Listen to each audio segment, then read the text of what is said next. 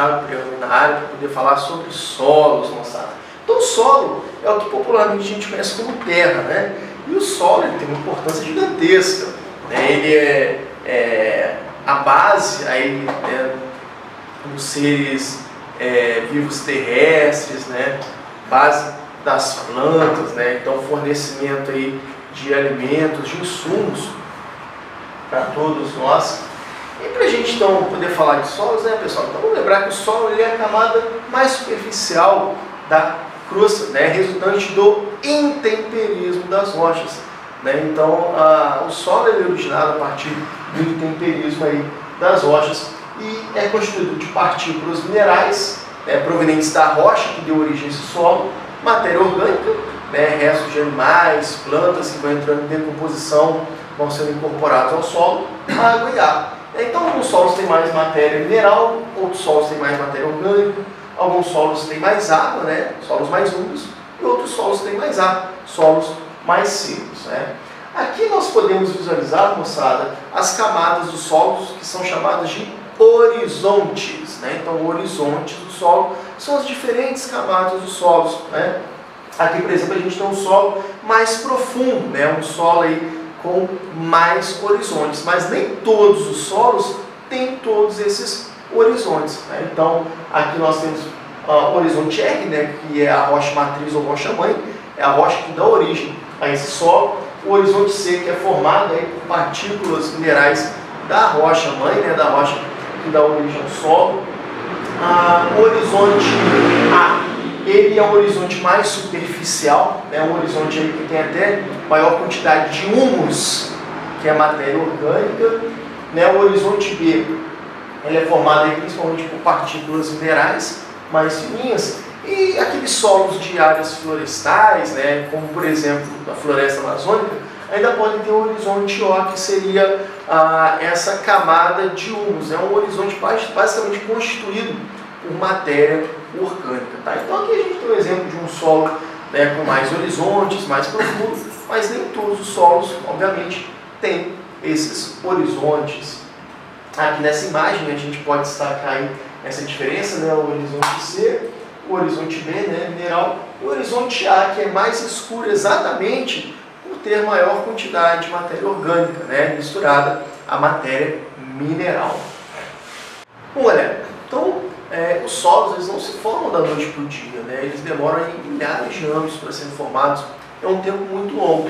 E aí que entram os fatores de formação do solo, a pedogênese, os fatores que dão origem ao solo, com o material de origem, então o tipo de rocha desse, né, que forma esse solo.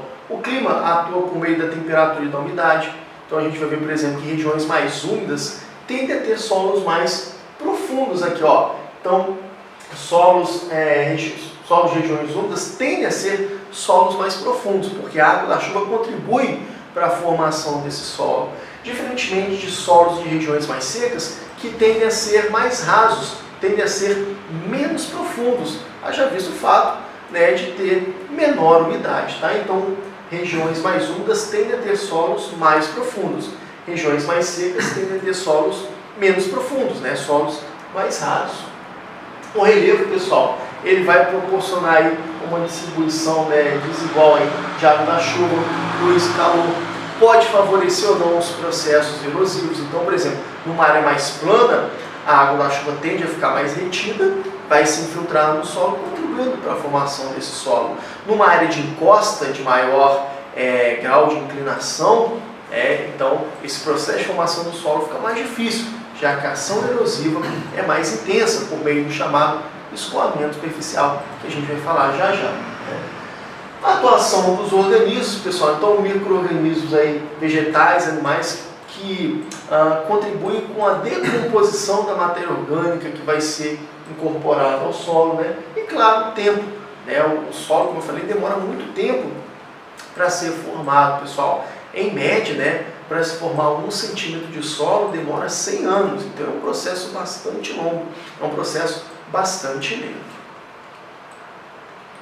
Bem, então aqui nós temos 2 processos muito importantes, moçada, que são a infiltração e o escoamento superficial. Observe essas 2 imagens que retratam uma mesma encosta, com presença de vegetação e sem a presença de vegetação. Então, nessa encosta com presença de vegetação, né, a vegetação, ela vai, vocês podem ver que estão ocorrendo precipitação, chuva, né? Então essa vegetação, ela vai proteger o solo do impacto direto da gota da chuva no solo, né? Então a vegetação contribui para a infiltração da água no solo, ou seja, contribui para a penetração da água nesse solo, que vai abastecer o que? O lençol freático, né? O nível freático, aquele volume de água no interior do solo, né? Ao mesmo tempo, a vegetação, a presença de vegetação, ao mesmo tempo que ela favorece a infiltração da água no solo, ela dificulta o escoamento superficial, que é o escoamento da água na superfície do solo.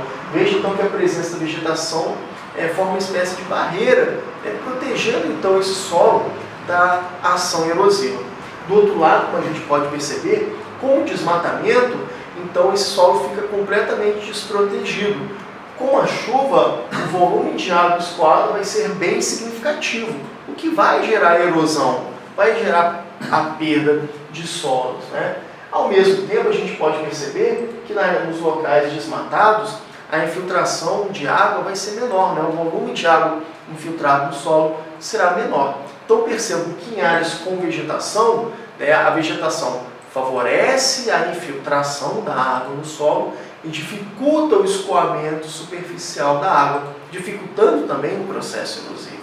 Já nas áreas sem vegetação, nós temos exatamente o contrário. Essas áreas sem vegetação, a infiltração vai ser mais dificultada, ao passo que o escoamento superficial vai ser mais facilitado, portanto, né, gerando aí erosão. Aqui nós podemos ver esse esquema, tá? Aqui um esquema mostrando um homem captando a água do poço da chamada zona saturada. É exatamente o lençol freático, né? Então, a água que ocupa os poros entre os solos, né? Bem, então pessoal, esse escoamento superficial da água da chuva, como eu estava falando com vocês agora há pouco, ele gera a chamada erosão pluvial. A gente falou disso, né, em relevo, tá, pessoal? Então, o que vai acontecer? Inicialmente, a água da chuva, ela vai promover um processo que a gente chama de erosão laminar, né? A água vai atuar, né, promovendo então esse escoamento, tá? Que vai ser um escoamento em lençol, um escoamento mais difuso, por isso o nome erosão laminar, uma lâmina d'água que passa de maneira mais uniforme na superfície. À medida que esse escoamento aumenta, a água vai criar caminhos preferenciais de escoamento, né? É aí que vão começar a ser formados os sulcos, né? E aí posteriormente as ravinas, e com o aumento do tamanho das ravinas podem formar as chamadas vossorocas, né? Essas grandes crateras no solo, promovido aí pelo escoamento superficial da água, né? Então o processo de desmatamento contribui sobremaneira para a formação aí, né, dessas formas erosivas no solo, né, as ravinas e também as vossorocas ou bossorocas, né? Só para você ter uma ideia, aqui você pode ver o tamanho, né? Aqui tem um carinha aqui, ó, e comparar com o tamanho dessa vossoroca, né? E pode ver também os deslizamentos de encostas, né, que infelizmente são aí um problema recorrente no nosso país no período do verão, que é o período mais chuvoso, sobretudo na região sudeste, né, onde nós temos aí, né, um relevo mais montanhoso, e a ocupação dessa encosta acaba contribuindo para esse processo de deslizamento de encostas, como a gente pode observar nessas imagens aí, tá? Então, vários fatores acabam acelerando, né, aumentando o risco de um deslizamento, né? Então, como que o deslizamento acontece? A água do solo, ela fica tão encharcada a ponto de perder sua resistência, e aí, consequentemente, ela se desprende da rocha, então originando aí os processos conhecidos como deslizamentos ou escorregamentos de encostas, né? Então, como eu falei, todos esses processos, pessoal, formação aí das ravinas, vossorocas, os deslizamentos de encostas, são intensificados por várias ações antrópicas, né? Como eu falei, o desmatamento, as queimadas, o sobrepastoreio e o uso intenso de máquinas agrícolas. Por quê? Quando eu falo sobre pastoreio, é o gado, né, o pisoteio do gado no solo. O peso do gado vai compactando os grãos de solo, assim como o peso das máquinas agrícolas. E compactando os grãozinhos de solo, isso dificulta a infiltração da água no solo e acelera o escoamento superficial, acelerando também o processo erosivo. A agricultura com manejo inadequado do solo, com um plantio morro abaixo, esse plantio morro abaixo é o agricultor que planta no sentido, digamos, mais vertical, na encosta, então ele cria um caminho preferencial de escoamento da água da chuva. Isso acaba sendo ruim também, a perda de solo. A mineração, a impermeabilização do solo, pessoal, a impermeabilização do solo, cobrir o solo com concreto, asfalto, tudo isso também acaba acelerando o escoamento superficial da água. Bom, então além da erosão, pessoal, outros processos que a gente pode citar, outros problemas relacionados aos solos, são aí a lixiviação. A lixiviação basicamente é o quê? É uma lavagem dos nutrientes do solo pela água da chuva, que pode acontecer tanto em profundidade nesse solo, quanto superficialmente. Então, à medida que esse processo de lixiviação vai acontecendo, ele vai deixando o solo cada vez mais pobre em nutrientes.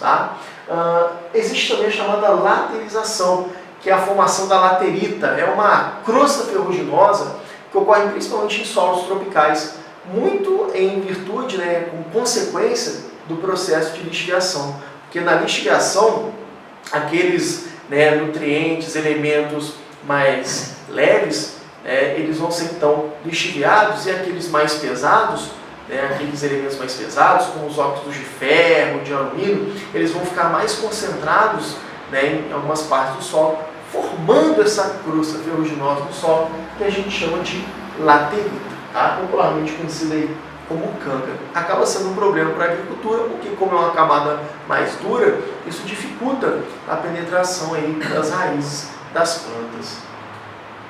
A desertificação, como o próprio nome diz, pessoal, formação de desertos. A desertificação é um processo de degradação dos solos que ocorre em regiões mais secas, regiões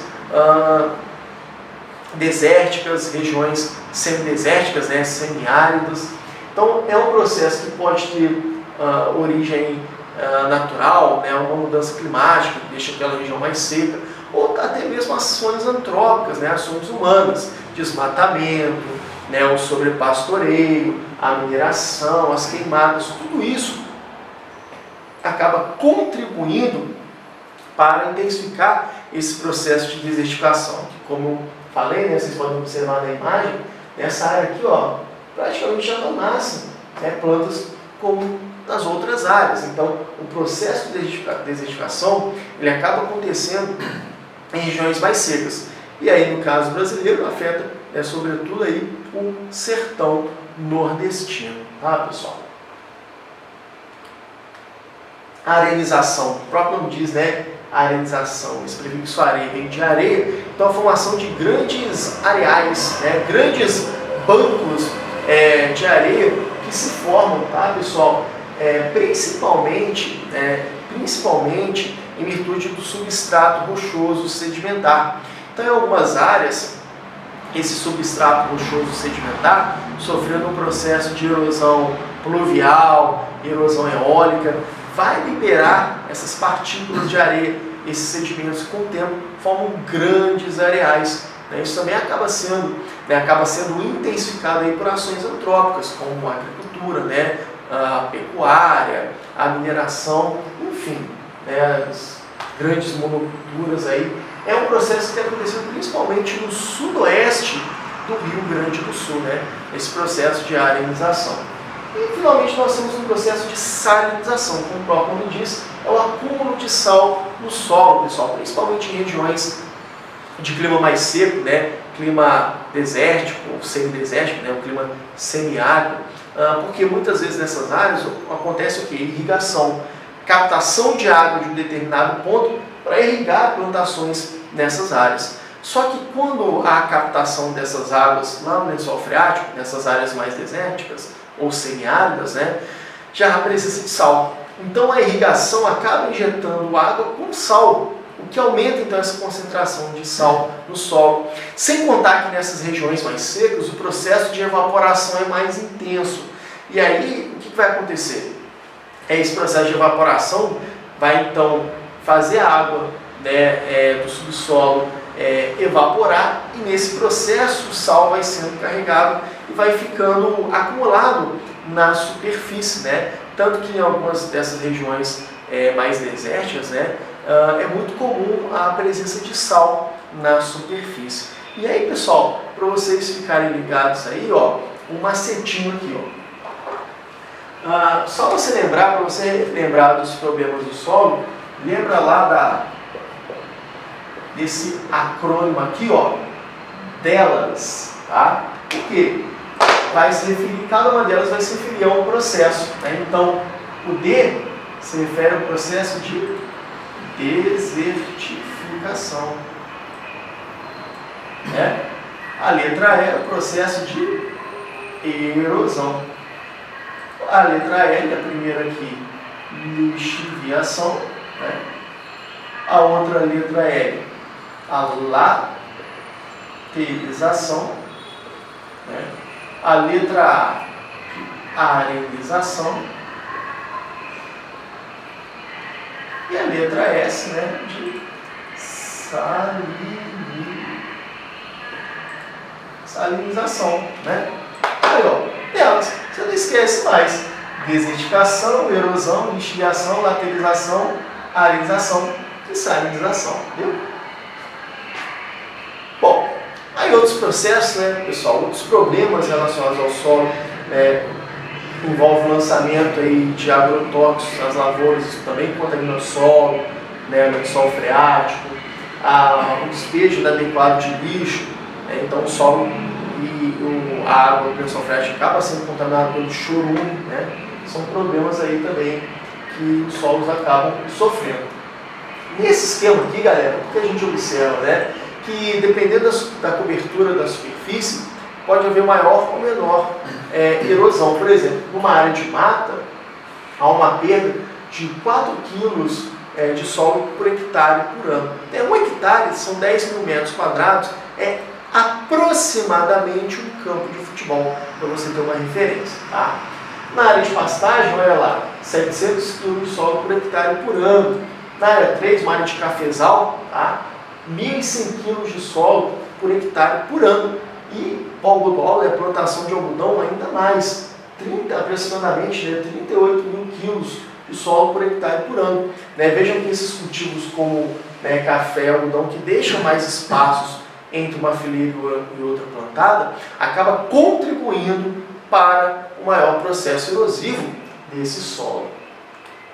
Bom, então, pessoal, o que pode ser feito para tentar conservar o máximo possível os solos, né? Então a gente cita uma primeira técnica aqui, que é o terraceamento, tá? O terraceamento, galera, consiste em construir degraus nas encostas mais íngremes, né? E a partir daí plantar, tá? É muito comum a plantação de arroz, né? A chamada rizicultura em países do Extremo Oriente, então China, Japão, Vietnã. Então, nesses países é muito comum o cultivo de arroz nesses terraços aí, né? Exatamente a técnica do terraceamento. Então, o objetivo é construir degraus nessas encostas com o objetivo de reduzir o escoamento superficial da água da chuva e, consequentemente, reduzir a erosão, reduzir a perda de solo, beleza?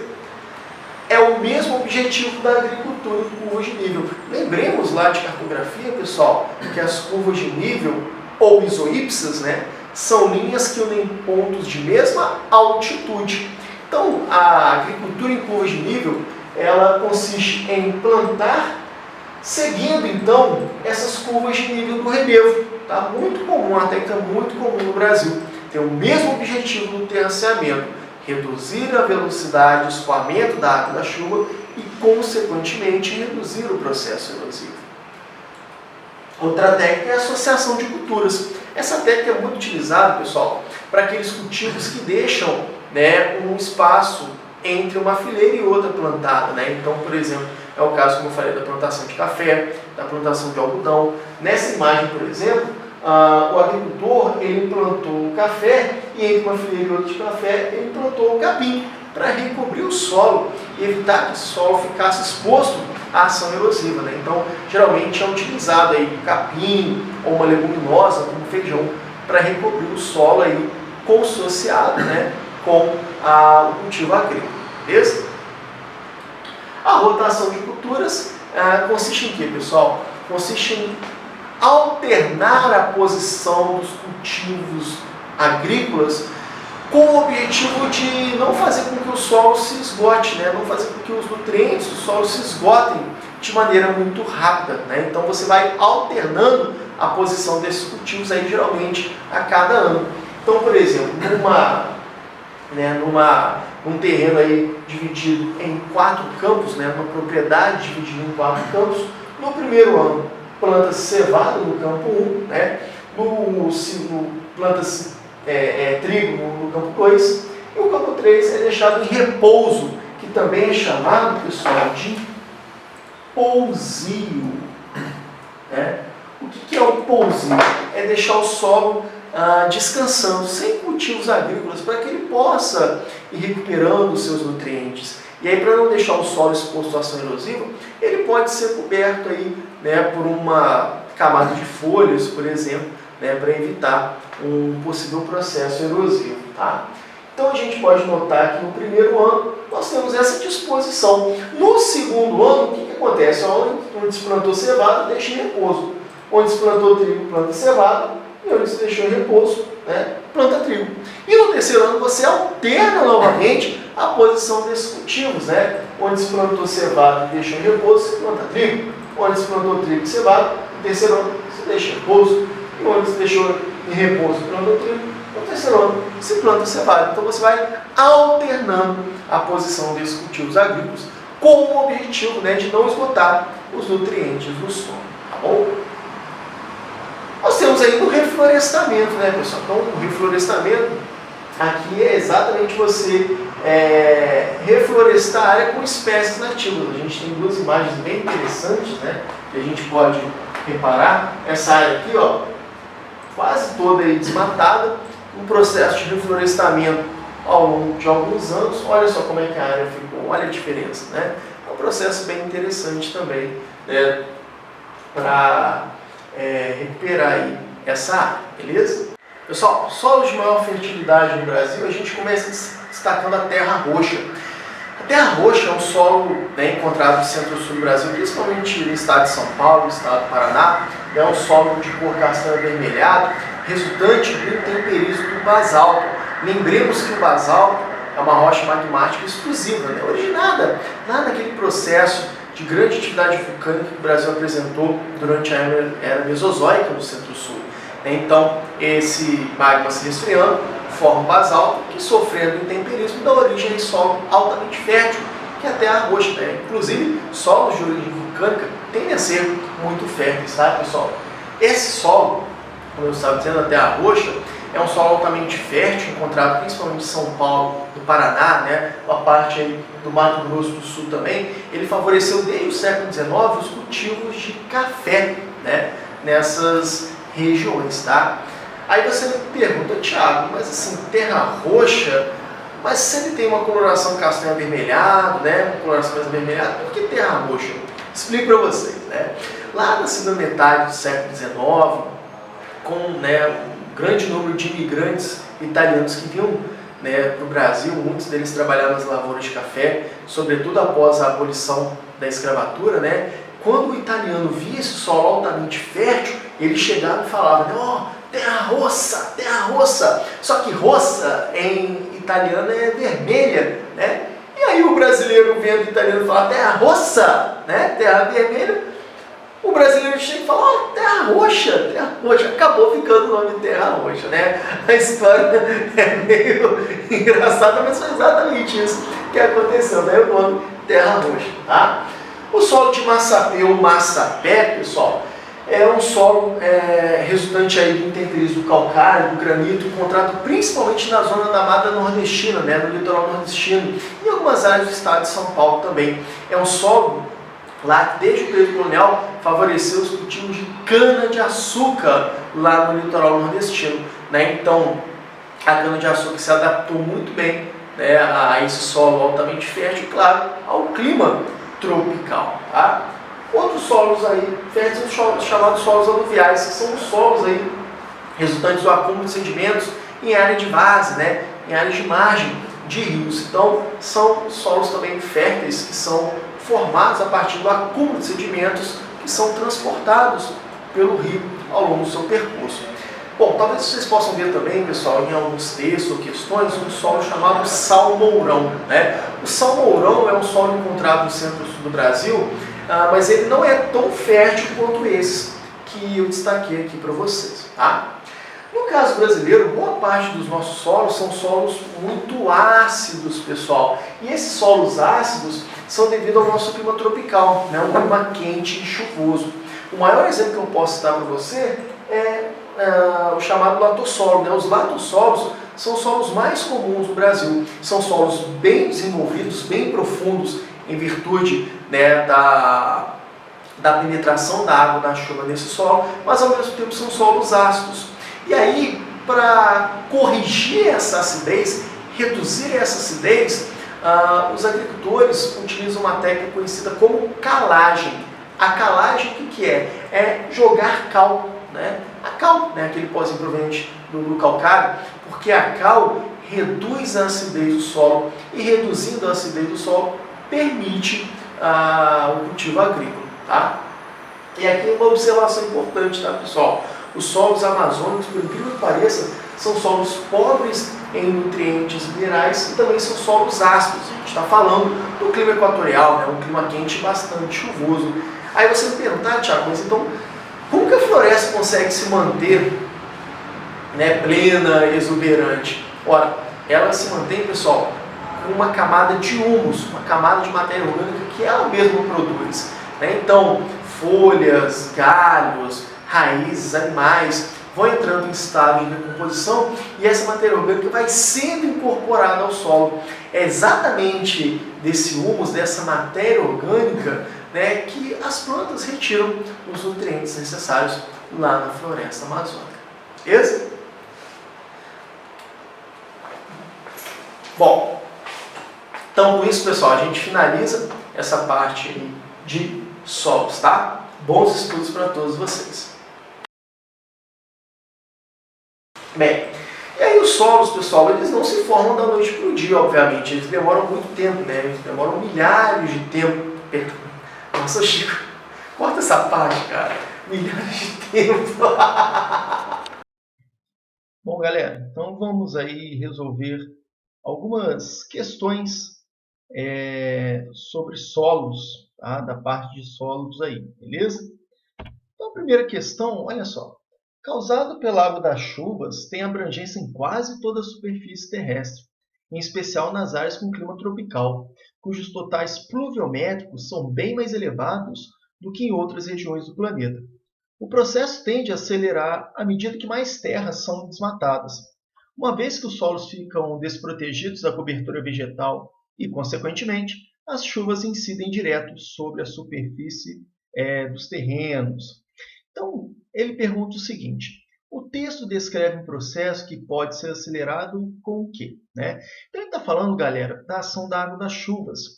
Né? E aí, a ação da água das chuvas é um processo aí que se acelera com o desmatamento, o solo fica desprotegido. Né? Então, esse processo ele pode ser acelerado com o quê? É óbvio, né, que ele está falando exatamente da erosão pluvial. Né? Então, o texto descreve um processo que pode ser acelerado com a manutenção da vegetação. Falso, moçada. A vegetação, na verdade, favorece a infiltração da água no solo e dificulta o escoamento superficial da água. Né? Dificultando o escoamento superficial da água, consequentemente, dificulta o processo erosivo. A construção de curvas de nível, falso. Né? Lembre que curvas de nível é aquela técnica utilizada também para reduzir o escoamento superficial da água da chuva e, consequentemente, reduzir a erosão. Né? Então, está errado. Letra C. O planejamento urbano e ambiental. Moçada, se vai haver um planejamento urbano e ambiental, Consequentemente, né, a ideia é que haja menor perda de solos, né, uma ordenação aí das construções para evitar desmatamento, né, evitar ocupações irregulares. É a letra C. Letra D, a construção nas encostas de morros. Exatamente, letra correta, pessoal. Letra D. Né? Então, a construção nas encostas de morros, elas acabam aumentando o risco, por exemplo, de um processo de deslizamento, né? Onde o solo fica, né, encharcado, ele perde a resistência e aí acaba ocorrendo o deslizamento. Tá? Então, o desmatamento associado à ocupação de encostas aumenta o risco de um deslizamento, né, após uma chuva mais forte. E letra E, o aumento da matéria orgânica do solo. Errado, né, pessoal? O aumento da matéria orgânica do solo, né, na verdade, a tendência é até proteger esse solo do impacto direto da gota da chuva. Beleza? Então, letra correta, letra D. Prosseguindo aí, questão número 2. Vamos fazer a questão número 2. As atividades agrícolas são práticas que garantem a sobrevivência humana. No entanto, o aumento dessas práticas tem degradado excessivamente o solo. Sobre a degradação do solo, marque a alternativa incorreta, ou seja, alternativa falsa. Galera, muita atenção para esse tipo de questão. Tá? De vez em quando eu vejo aí uma ou outra questão da prova de geografia da ESA, que ele pede para marcar a alternativa incorreta, a alternativa falsa. Se você não prestar atenção, você acaba marcando a alternativa correta e aí acaba errando, acaba perdendo a questão. Então vamos ver qual seria a alternativa incorreta sobre degradação do solo. Letra A. A erosão também é um processo natural, causado pela destruição e transformação das rochas. Correto, né, pessoal? Então, o processo erosivo, antes de mais nada, é um processo natural, né, onde vai haver retirada de material de rochas, de sedimentos, de solo. Letra B. O uso de arado, tratores e máquinas pesadas contribui para remover o solo e assim favorece a erosão antrópica. Né? A erosão antrópica, pessoal, é provocada pelos seres humanos. Então, o uso de arado, né, vai remover o solo, então isso vai remover partículas do solo, né, tratores e máquinas pesadas. Além de remover o solo, essas máquinas mais pesadas, elas vão passando sobre o solo, vão compactar o solo, vão deixar o solo, né, bem compactado, os grãozinhos de solo vão ficando cada vez mais compactados. Então isso dificulta a infiltração da água no solo e acelera o escoamento superficial, né, na ocorrência de uma chuva. Com o escoamento superficial, também há aumento da erosão. Então a letra B também está correta. Letra C. A falta de técnicas de uso e conservação do solo faz com que a erosão avance sobre nascentes e mananciais. Exatamente, pessoal. Nascentes, né, de rios, córregos, mananciais, né, cursos d'água são utilizados para abastecimento das pessoas. Então, a falta de técnicas de uso, conservação do solo, pode provocar o aumento do processo erosivo e, consequentemente, né, afetar nascentes, afetar mananciais. Letra D. A erosão é um processo que pode ocorrer tanto em área urbana quanto rural e pode ser potencializada pela ação antrópica. Perfeito, pessoal. Né? A erosão, como eu já falei, é um processo natural, mas o ser humano pode intensificar, pode potencializar essa ação erosiva, seja na área urbana, seja na área rural. Beleza? E, finalmente, a letra E. A criação de bovinos tem sido um fator positivo no combate à desertificação e à compactação do solo, pelo fato de desenvolver novos tipos de vegetação. Nada a ver, galera. Né? Criação de bovinos, né? Bois, vacas, esses animais vão exercer uma carga sobre o solo. Tá? Consequentemente, eles vão deixando os grãozinhos de solo cada vez mais compactados. Lembremos, né? Isso dificulta essa compactação do solo, dificulta a infiltração da água no solo, né, dificultando a recarga aí do lençol freático e acelera o escoamento superficial da água da chuva, consequentemente acelerando o processo erosivo. Beleza? Então, a letra E é a letra falsa. Letra incorreta que a gente tem que marcar, letra E. Moçada, questão número 4. Analise o esquema. O esquema representa o fenômeno responsável pelo desenvolvimento dos horizontes do solo. Esse fenômeno ocorre devido à atuação de quê? Né?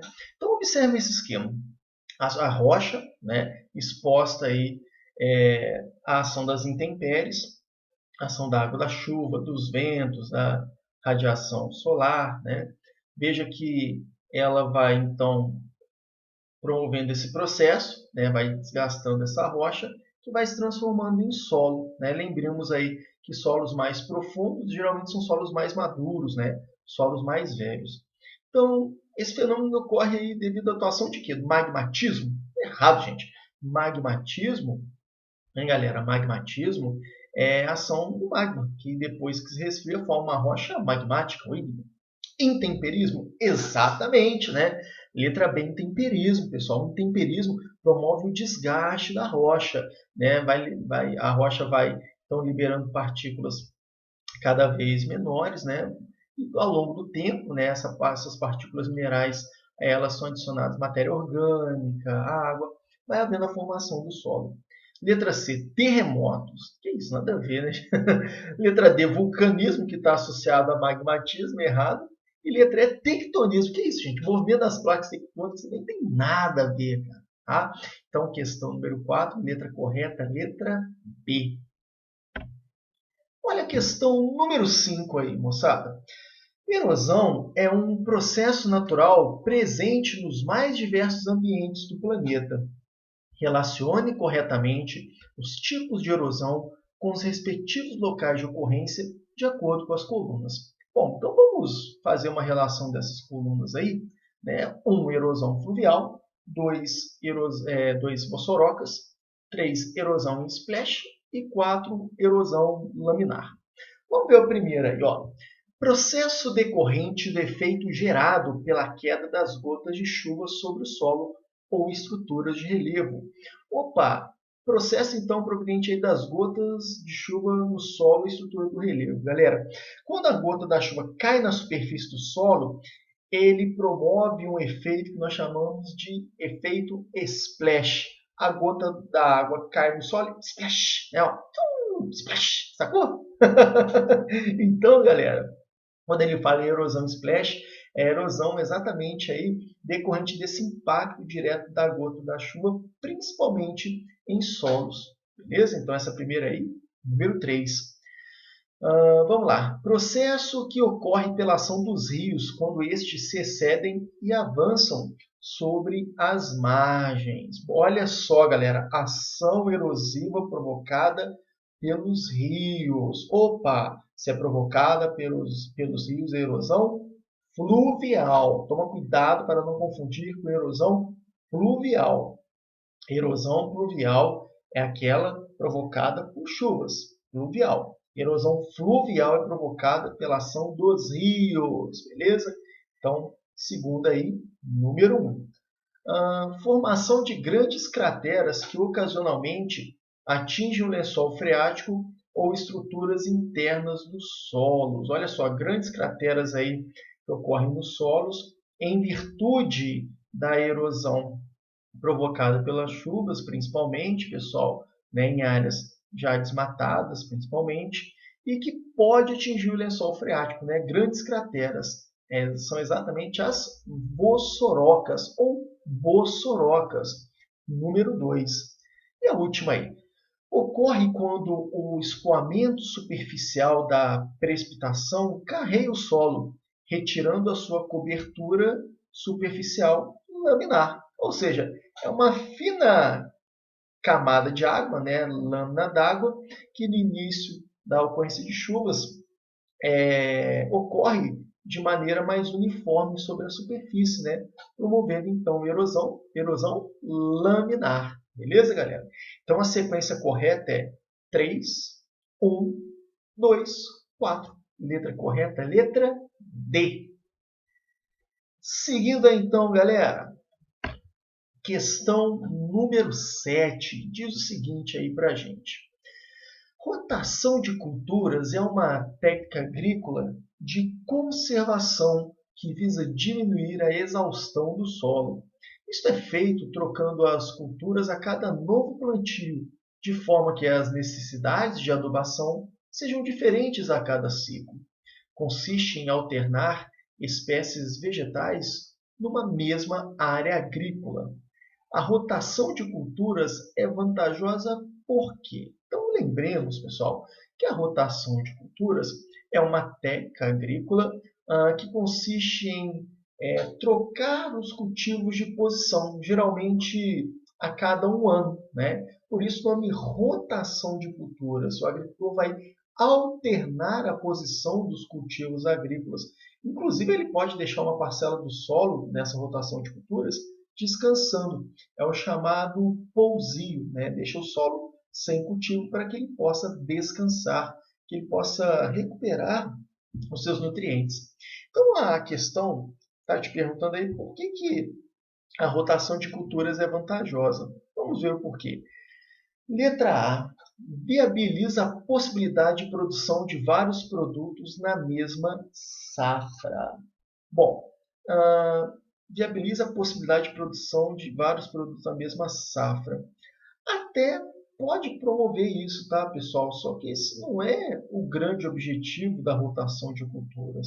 Lembremos que o objetivo da rotação de culturas é exatamente reduzir o que? O consumo de nutrientes do solo pelos cultivos agrícolas, ao alternar esses cultivos em diferentes posições. Então, vamos ver a letra B. Diminui a longo e médio prazo os gastos com recuperação de solo. Perfeito, né? Porque ao invés de se plantar somente um cultivo agrícola no mesmo local, né? Tipo uma monocultura, né? Então essa monocultura ela vai promover o consumo muito grande dos nutrientes do solo. Como eu falei, o agricultor na rotação de culturas ele vai alternando a posição dos cultivos agrícolas, né? Geralmente aí de um em um ano. Portanto, letra correta, letra B. Letra C. Garante ao agricultor maior lucratividade em curtíssimo prazo. Como assim, pessoal? Vai garantir ao agricultor maior lucratividade em curtíssimo prazo? Uma afirmativa bem vaga, né? E letra D. Aumenta a lucratividade do produtor por conta da qualidade do produto. Não, galera. O objetivo, como eu falei, da rotação de culturas é evitar um consumo excessivo de nutrientes do solo por um mesmo cultivo. Portanto, questão número 7, letra correta, letra B.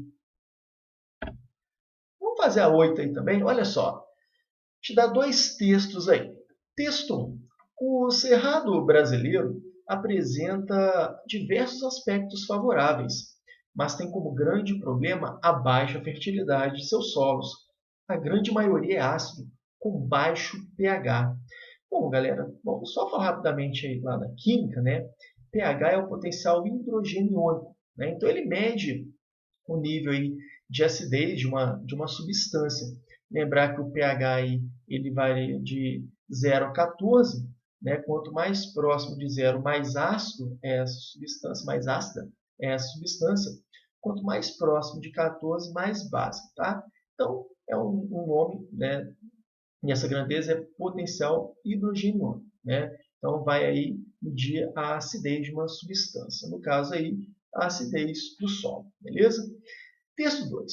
O crescimento da participação da região central do Brasil na produção de soja foi estimulado, entre outros fatores, por avanços científicos em tecnologias para manejo de solos, né? Então, o texto 2 já fala que a expansão da produção de soja na região central do Brasil, né, na região centro-oeste do Brasil, foi devido a avanços científicos, né, em tecnologias aí para manejo de solos.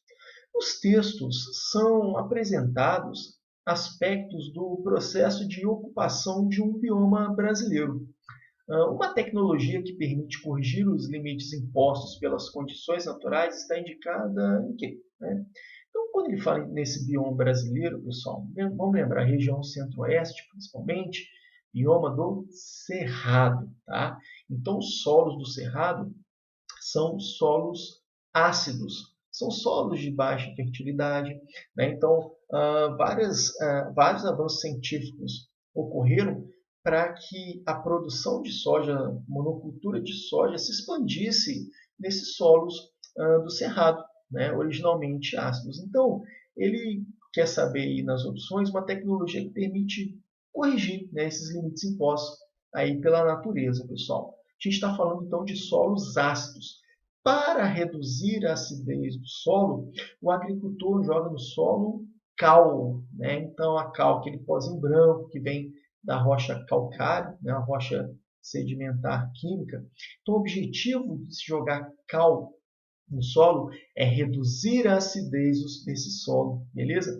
Reduzindo a acidez desse solo, consequentemente, ele se torna mais propício ao cultivo agrícola. Logo, a letra correta é a letra A, calagem. Tá? Mas vamos dar uma passadinha nas outras opções. Né? Letra B, hidroponia. Errado, gente. Hidroponia é aquele cultivo, né, de plantas apenas com água. Tá? Letra C, terraceamento. É aquela técnica que consiste em construir degraus em encostas de maior declividade, em encostas mais íngremes, para reduzir o volume de escoamento superficial da água da chuva e, consequentemente, reduzir a erosão. Então, também não é a letra C. Letra D, cultivo orgânico, né, aquele cultivo que não faz uso de nenhum fertilizante químico, de agrotóxicos, também não utiliza. Né? Também não é letra D. E letra E, rotação de culturas, que a gente falou aí, né, na questão, uma das questões anteriores aí. Né? Então, a rotação de culturas é alternar a posição dos cultivos agrícolas para reduzir aí o consumo de nutrientes do solo. Também não é a letra E. Portanto, questão número 8, letra correta, letra A, calagem.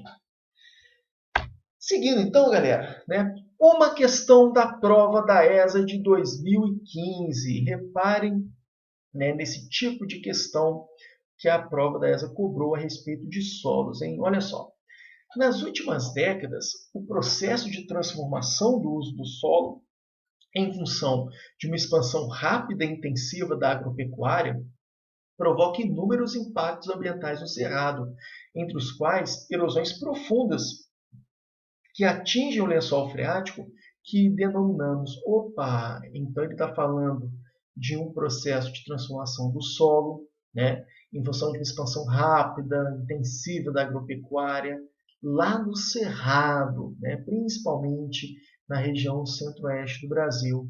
E esse processo, né, de ocupação de áreas do cerrado, desmatamento do cerrado e ocupação agropecuária, tem provocado erosões profundas que atingem o lençol freático.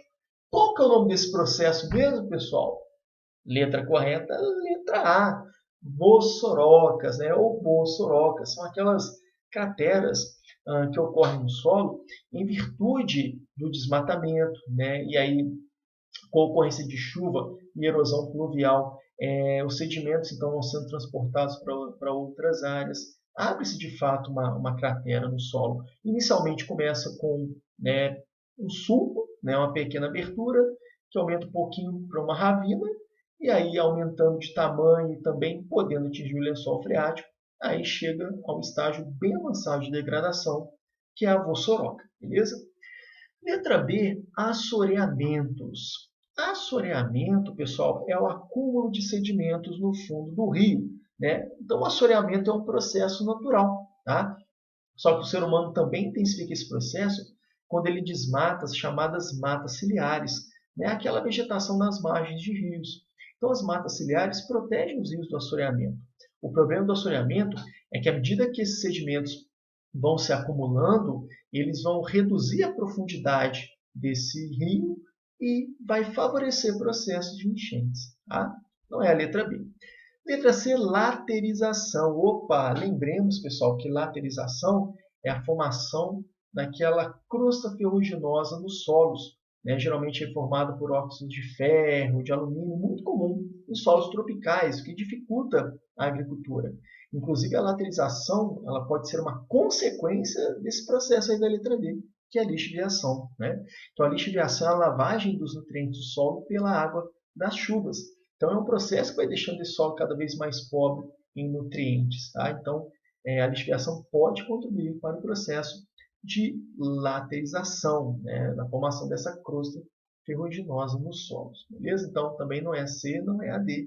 E letra E, arenização, ou seja, formação de grandes areais, grandes bancos de areia, que a gente sabe que é um processo que ocorre em áreas com estrutura geológica sedimentar, e no Brasil é um processo que tem ocorrido de maneira muito forte no sudoeste do Rio Grande do Sul.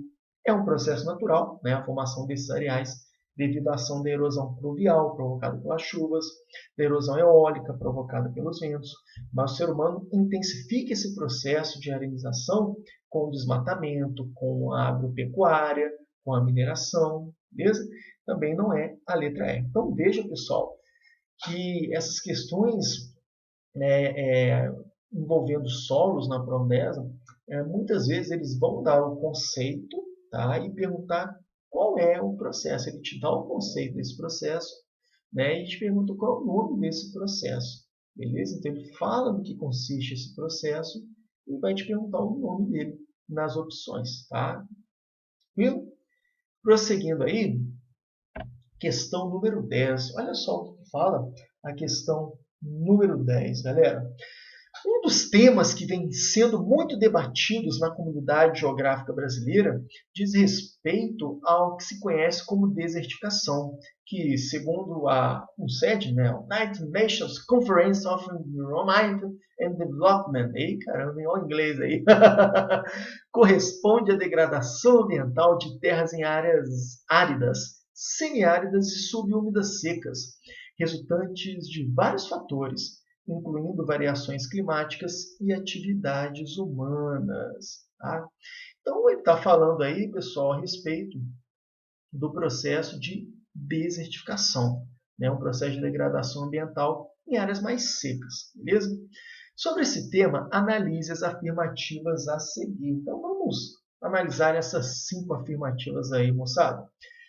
Número 1. A desertificação aumentará a perda de biomassa e de produtividade do planeta, contribuindo para o esgotamento das reservas de humus, perturbando assim as transformações biogeoquímicas nas áreas afetadas por esse processo. Então, pessoal, como ele fala, a desertificação é um processo de degradação dos solos. É um processo que pode ocorrer por conta de uma mudança climática ou por conta de ações antrópicas como desmatamento, agropecuária, mineração. Tá? Então ele fala aí que esse processo ele aumenta a perda de biomassa, né? A biomassa é a matéria orgânica, tá? Aumenta a perda de produtividade do planeta, porque o solo ele vai ficando então mais degradado, não tem como se plantar nesse solo. Tá? Contribui para o esgotamento aí do humus, da matéria orgânica do solo, tá? E afetando aí, né, como ele fala, essas transformações biogeoquímicas nesses solos. Tá? Então, os solos desertificados, eles acabam não conseguindo desenvolver nenhum tipo de cultivo agrícola, nenhum tipo de plantação. Número 1, verdadeira.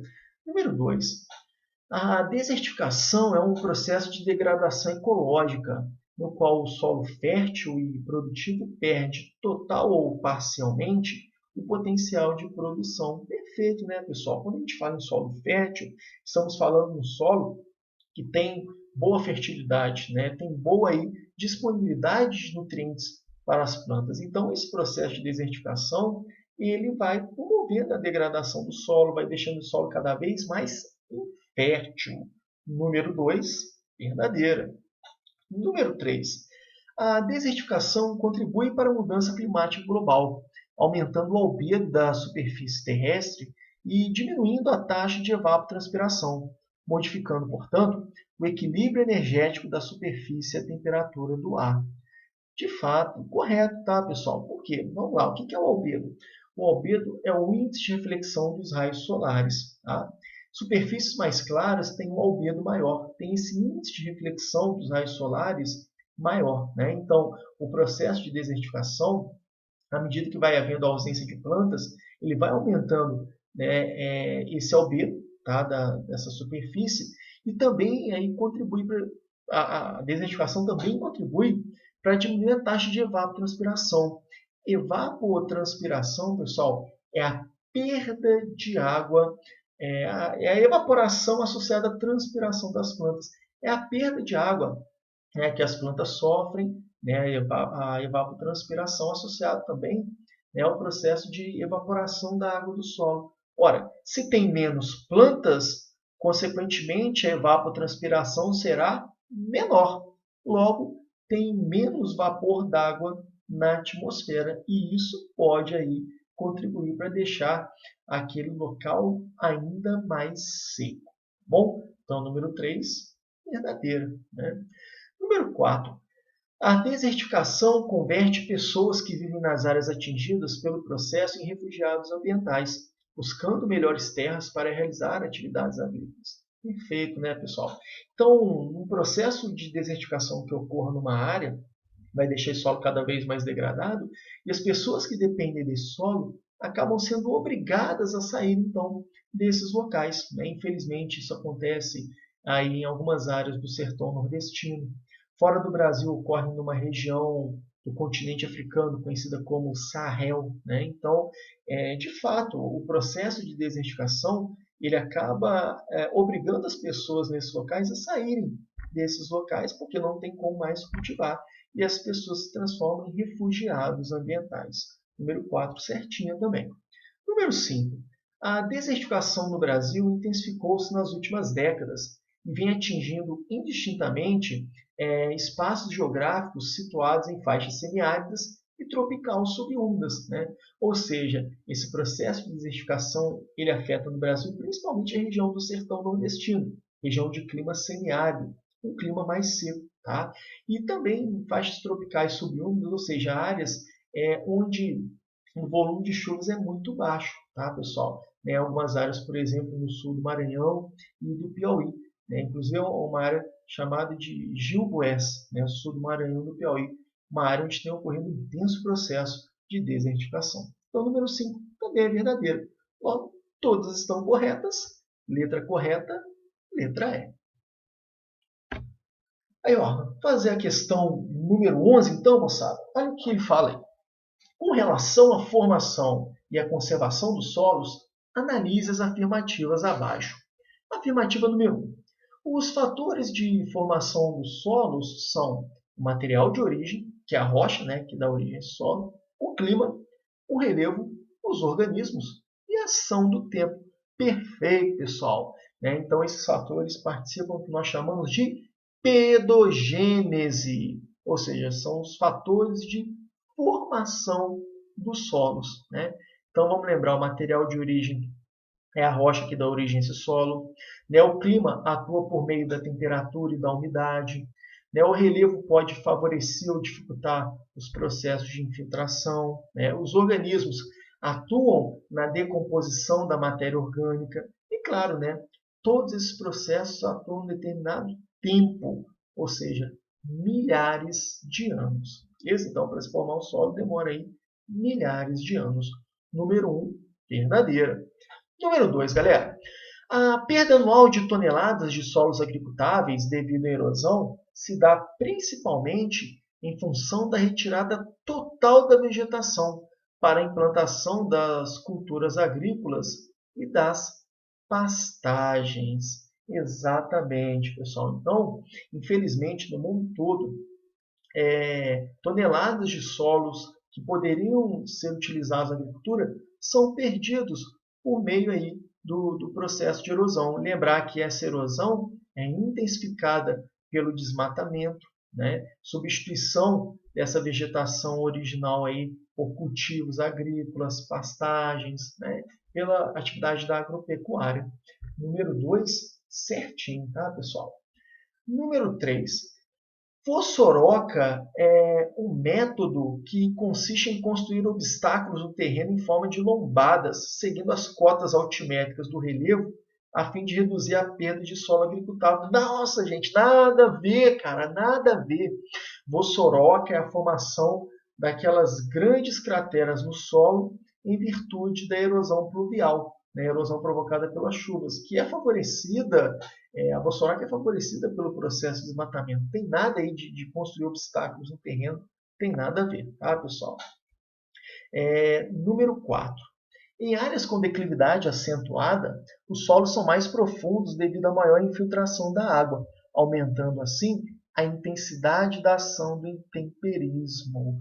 Errada, pessoal! Nessas áreas com declividade mais acentuada, em costas mais íngremes, os solos são menos profundos, os solos são mais rasos, pessoal, porque como o escoamento é maior, é mais difícil essa água se infiltrar no solo, né, se infiltrar e contribuir para a formação do solo. Já em áreas mais planas, é mais fácil dessa água se acumular, se infiltrar e contribuir para a formação do solo, beleza? Número 4, falsa. E número 5, a geografia, em particular a pedologia, considera solo a parte natural integrada à paisagem que dá suporte às plantas que nele se desenvolvem. Perfeito, tá, galera? Pedologia não é a ciência que estuda o pé, não, tá? Pedologia é a ciência que estuda os solos, beleza? E essa afirmativa está correta. Logo, estão corretas as afirmativas 1, 2 e 5. Letra correta, letra D. Beleza? Vamos prosseguir aí, moçada.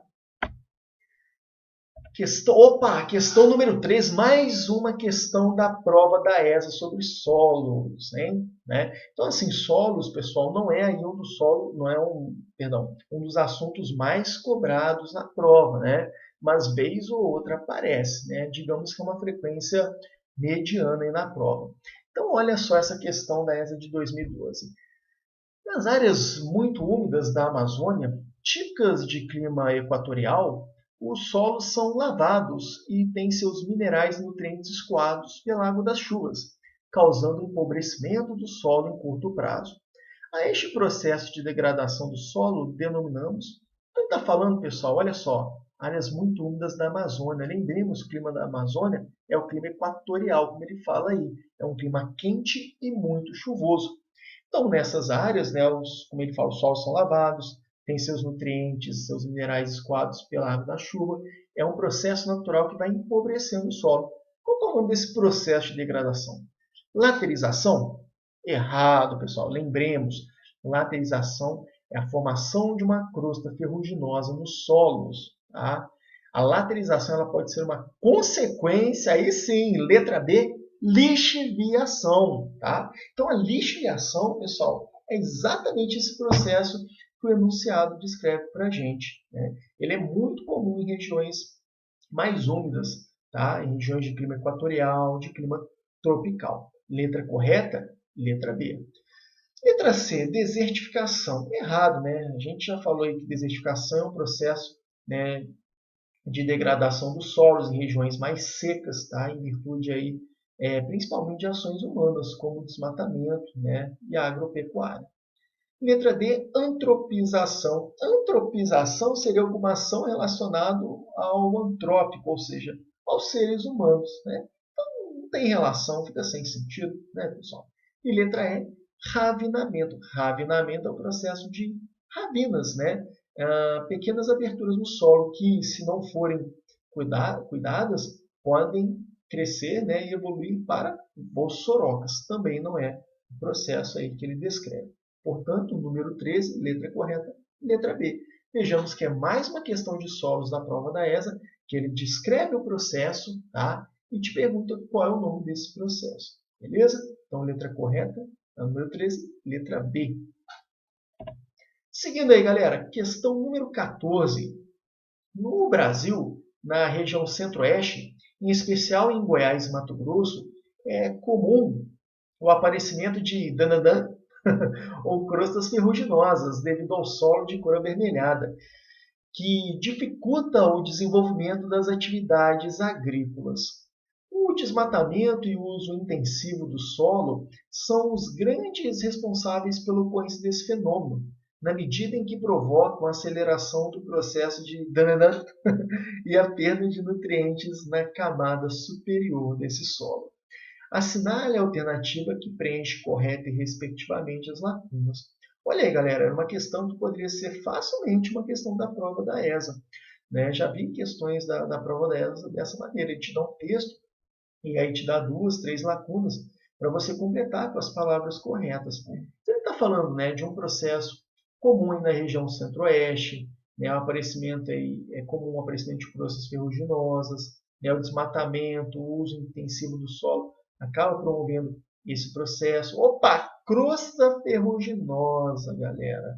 Ele está falando do processo conhecido como laterização.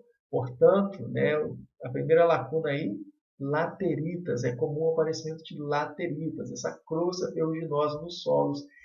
Em virtude, pessoal, né, como ele fala aí, na medida em que eu provoco uma aceleração do processo de lixiviação, né? Então, lembremos aí que lixiviação é a lavagem dos nutrientes do solo pela água das chuvas, tá? E aí, esse solo vai ficando cada vez mais pobre em nutrientes. E aqueles elementos do solo mais densos, mais pesados, eles não são, né, transportados pela água, então eles se acumulam.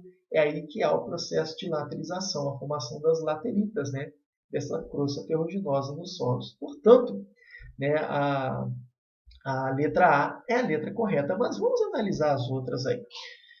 Litossolos, calagem. Litossolo, pessoal, é um solo, né, bem raso. Tá? Ele está aí no início do seu processo de formação. E aí, processo, aí calagem, não, gente. Calagem, vamos lembrar, calagem é adicionar cal no solo para reduzir a acidez do solo. Muito comum aí na região centro-oeste, como ele cita aí. Tá? Letra C, regolito. Regolito, pessoal, basicamente é sedimento, tá? E esfoliação. Esfoliação é o ato de esfoliar, né? Deixar aí como se fosse lixar, né? Também tem relação. Letra D, texturas e intemperismo químico. Aparentemente texturas, né? Sem noção, né, gente? E intemperismo químico. Intemperismo químico é intemperismo, é o desgaste da rocha provocado pelas águas líquidas, tá, pessoal? Tá, o intemperismo até está associado a esse processo, mas não é exatamente o processo que ele coloca no texto, que é a lixiviação. Ele até arenitos, né? A arenita é uma rocha sedimentar detrítica, tá? E intemperismo biológico, então, também está errado, intemperismo biológico provocado pela ação de seres vivos, né? Como raízes aí de árvores que pressionam as rochas, né? E podem aí provocar a fragmentação dessas rochas. Então, número 14, letra correta, letra A. Vamos fazer a 16, moçada. Olha o que ele fala aí. Mais uma questão da prova da ESA, né? Olha só. No Brasil, algumas áreas apresentam um processo de desertificação ou possuem risco para que ele ocorra. Isso provavelmente se dá em função do manejo inadequado dos solos. Assinale a única opção que contém uma região que apresenta com destaque algumas dessas áreas. Opa, qual que é o processo que ele fala no enunciado? Desertificação. A gente já sabe que a desertificação é um processo que ocorre em regiões mais secas. Tá? No Brasil, região de clima semiárido, né? Opa, clima semiárido já ajudou bastante, hein? Vamos ver as opções aí. Letra A. Planalto Ocidental Paulista em área de floresta tropical. Errado, gente. Né? Na verdade, essa área é uma área de clima tropical de altitude, tá? No estado de São Paulo. Falsa. Letra B. No Mato Grosso e no Mato Grosso do Sul, no Pantanal. Também está errado, pessoal. Pantanal é região de clima tropical. Beleza? Verão chuvoso e inverno seco. Letra C. Zona da Mata Mineira. Onde está localizado o Juiz de Fora, né? No domínio dos mares de Morros. Errado, gente, porque aqui é o clima tropical de altitude. Né? Letra D. Sertão nordestino em área de caatinga. Perfeito, pessoal. A caatinga é a vegetação típica do sertão nordestino, vegetação de clima semiárido. É uma vegetação xerófita, que se adapta a climas mais secos. Então, a desertificação, né, no Brasil, ela ocorre sobretudo no sertão nordestino, em áreas do sertão, em área de caatinga de clima semiárido. E letra E, zona da mata nordestina, em área de vegetação litorânea. Zona da mata nordestina, pessoal, corresponde ao litoral da região nordeste. Lá é o clima tropical litorâneo, é um clima mais úmido, beleza? Então, número 16, letra correta, ó, letra D. Prosseguindo aí. Questão número 18. Ao considerar a influência da infiltração da água no solo e o escoamento superficial em topos e encostas, é correto afirmar que... Então, ó, ele está falando de dois processos aí, moçada. A infiltração da água no solo e o escoamento superficial dessa água, né? Ou seja, o escoamento da água da chuva na superfície. Tá? Então, vamos lá. É possível afirmar, é correto afirmar que, letra A maior infiltração e o menor escoamento superficial retardam o processo de intemperismo físico e aceleram a erosão. Vamos lá, então. Ó. Vamos ver aqui. A infiltração da água, né? A maior infiltração e o menor escoamento, se está infiltrando mais água no solo e escoando menos água na superfície desse solo, a tendência, pessoal, é favorecer o processo de formação dos solos. Tá? O intemperismo físico não tem nada a ver, cara. O intemperismo físico é a ação dos ventos, a ação da variação de temperatura, não é a ação da água das chuvas. Beleza? E acelerar a erosão na verdade, a maior infiltração contribui para a formação do solo e não para acelerar a erosão. Agora, o maior escoamento superficial, sim. Se ele colocasse maior escoamento superficial, de fato, isso contribui para aumentar a erosão. Letra B. A menor infiltração e o menor escoamento superficial inibem a erosão e favorecem o intemperismo químico. Bom, vamos lá, pessoal. A menor infiltração, bom, se está infiltrando menos, está escoando mais. Se está escoando mais, aumentaria a erosão, né? Não inibiria a erosão. E o menor escoamento superficial. Bom, menor escoamento superficial quer dizer uma maior infiltração da água no solo, contribuindo para a formação desse solo. Aí, nesse caso, favoreceria o intemperismo químico, de fato. Tá? Mas não é a letra B. Letra C. A menor infiltração e o maior escoamento superficial aceleram o intemperismo físico e químico e retardam o processo de erosão. Vamos lá. A gente já viu que o intemperismo físico não tem nada a ver com água da chuva. Né? É um intemperismo químico. Beleza. Agora, a menor infiltração e o maior escoamento superficial, pessoal, na verdade, eles vão reduzir o intemperismo químico e vai acelerar a erosão, porque se tem menos água que está infiltrando no solo e mais água que está escoando, então é mais solo que vai ser perdido. Maior o processo erosivo, beleza? Não é a letra C. Letra D. A infiltração e o escoamento superficial aceleram, respectivamente, os processos de intemperismo químico e de erosão. Perfeito, pessoal, porque a infiltração da água no solo, a penetração da água no solo, vai contribuir com a formação desse solo aí por meio do intemperismo químico. Tá? E o escoamento superficial mais acelerado, ele vai, então, contribuir para o maior processo erosivo. Verdadeira, letra D é a letra correta. Letra E. A infiltração e escoamento superficial retardam, respectivamente, os processos de intemperismo físico e de intemperismo químico.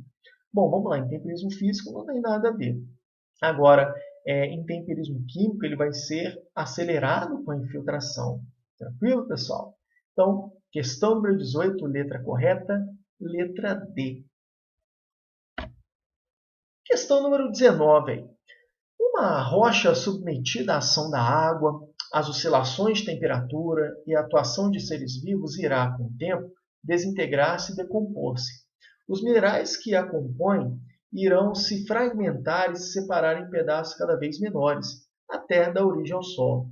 No caso brasileiro, em função da sua localização geográfica e de suas características físicas, encontramos uma gama de solos, cada um com suas especificidades. Nesse sentido, analise as afirmativas abaixo, referentes aos diversos tipos de solo existentes no Brasil. Então, uma questão que pede para você analisar essas 4 afirmativas aí a respeito de solos que existem no Brasil. Afirmativa número 1, galera. O solo de várzea, argiloso e tipicamente das áreas meridionais do país, possui grande riqueza de materiais orgânicos, os quais são utilizados pelas populações ribeirinhas para cultivos de gêneros agrícolas de subsistência. Bem, esses solos de várzea, pessoal, também são conhecidos como solos aluviais. São solos bem férteis que ocorrem em áreas de margem de rio, de deposição de sedimentos de rios. Tá? Tipicamente das áreas meridionais do país, áreas meridionais são áreas ao sul. Na verdade, esse tipo de solo pode ocorrer, né, em todas as regiões do território brasileiro. Possui grande riqueza de materiais orgânicos. Na verdade, né, ele tem grande riqueza de materiais minerais, beleza?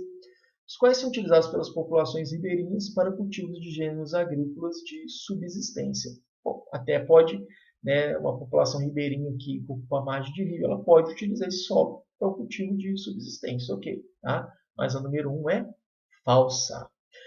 Número 2, o solo de Massapé, ou Massapê, né, arenoso e encontrado em todo o litoral brasileiro, concentra grandes quantidades de nitrogênio e potássio, o que acabou favorecendo o desenvolvimento de cultivos agrícolas destinados majoritariamente para exportações. Galera, esse solo de Massapé, ou Massapê, né, ele é um solo mais fininho, tá? Não chega a ser um solo arenoso, não, tá? E aí, ele fala que esse solo, ele ocorre em todo o litoral brasileiro, é falso, tá, gente? O solo de Massapé, ou Massapê, ele é típico da zona da Mata Nordestina. É típico do litoral oriental do Nordeste. Inclusive, foi um solo que favoreceu, desde o período colonial, o cultivo de cana-de-açúcar lá no litoral nordestino, tá certo? Então, número 2, falsa. Número 3. O solo de terra roxa, argiloso e comum no norte do Paraná e oeste de São Paulo, em função da decomposição de rochas magmáticas, resultaram em nutrientes importantes, favorecendo a sua utilização no plantio de culturas como café.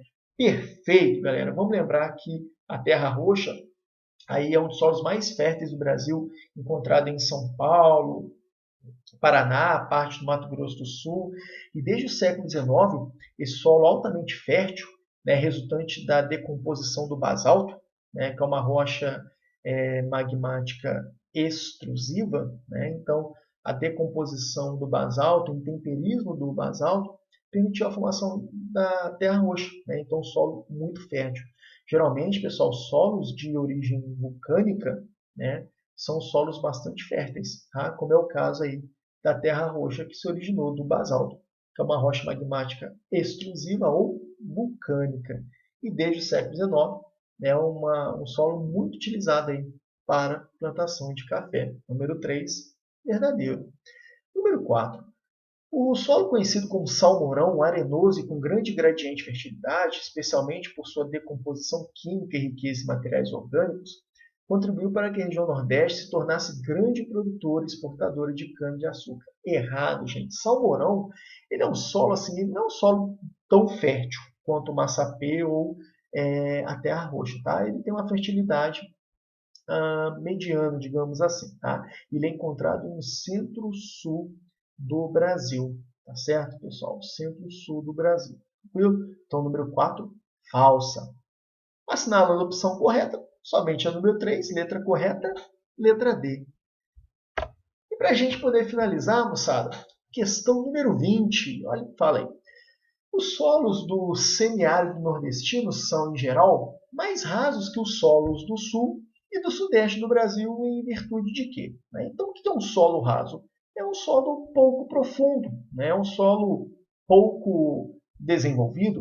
Então, ele fala que os solos do semiárido nordestino são esses solos mais rasos, né? Solos pouco profundos. Isso se dá em virtude de quê? Letra A. Da intensa lixiviação na região, que provoca constante solução e transporte dos elementos mais solúveis contidos nos solos. Aí, moçada, solos do semiárido nordestino, semiárido, clima seco. Lixiviação é um processo que ocorre em climas mais úmidos. Não é a letra A. Letra B. Em virtude da formação das lateritas, né, as crossas ferruginosas, ocasionadas pelos baixos índices pluviométricos da região. Errado, gente. Eu falei para vocês que o processo de laterização geralmente é consequência do processo de lixiviação, então tende a ocorrer em regiões um pouco mais úmidas, né? Letra C. Do aumento da acidificação, que compromete o uso do solo para as atividades agrárias. Falso, gente. Solos mais ácidos são solos aí de regiões mais úmidas também. Não é o caso dos solos do semiárido nordestino, né, lá do sertão nordestino. Letra D. Da fraca pluviosidade e da elevada evapotranspiração da região. Lembremos, pessoal, que para a formação dos solos, né, é necessária aí também a ação da água das chuvas. Então, uma região quanto mais úmida, quanto mais chuvosa, a tendência é que nessas áreas, nas regiões planas, os solos sejam mais profundos. Em regiões mais secas, como é o caso do sertão nordestino, clima semiárido, né, a pluviosidade, a quantidade de chuvas vai ser mais baixa, né? E, ao mesmo tempo, o processo de evapotranspiração é muito elevado, porque há um grande processo de transpiração das plantas associada à evaporação da água, seja de determinados rios, seja água do lençol freático. Letra correta, letra D. E letra E, em virtude da diminuição de nutrientes minerais orgânicos decorrente do clima seco e quente. Na verdade, pessoal, na região lá do sertão, solos do sertão, eles são pobres, são mais pobres em matéria orgânica, mas eles são mais ricos em matéria mineral. Tá? Mas não é a letra E que explica o fato dos solos semiáridos nordestinos serem mais raros. Beleza? Então, número 20, letra correta, letra D, galera. Bons estudos para todos vocês e até mais.